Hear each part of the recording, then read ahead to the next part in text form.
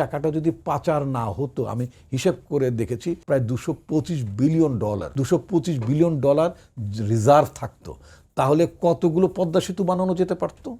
শেখ মুজিবুর রহমানের আমলে তো বাংলাদেশটাকে তো একটা তলাবিহীন ঝুড়ি করে দিয়েছিল।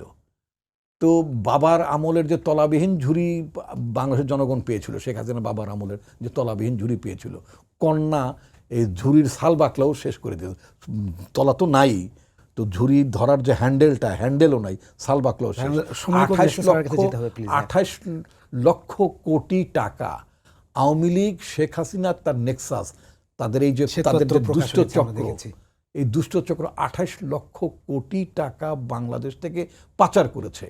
যদি এই টাকাটা যদি পাচার না হতো, আমি হিসেব করে দেখেছি প্রায় $225 বিলিয়ন রিজার্ভ থাকতো, তাহলে কতগুলো পদ্মা সেতু বানানো যেতে পারতো, কতগুলো ইনফ্রাস্ট্রাকচার করা যেতে পারতো, জাতীয় উন্নয়ন কি করা যেতে পারতো। এখন তো আমাদের যুব সমাজের মধ্যে আমরা একটা ডেমোগ্রাফিক একটা ডিভিডেন্ডের মধ্যে আমরা আছি। এখন বর্তমান সময়ের মধ্যে আমাদের যুব সমাজের প্রাধান্য ডেমোগ্রাফিক মানে সিস্টেমের মধ্যে তারা এখন সবচেয়ে বেশি অবস্থানে আছে, মানে সংখ্যাগরিষ্ঠ তারা।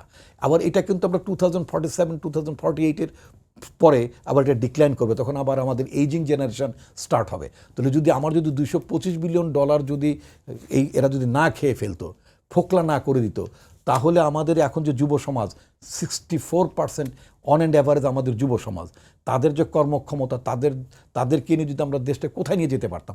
দেশটাকে সর্বনাশ করে দিয়ে গেছে শেখ হাসিনা, সুতরাং তাকে রিহ্যাবিলিট করার কোনো স্কোপ নাই।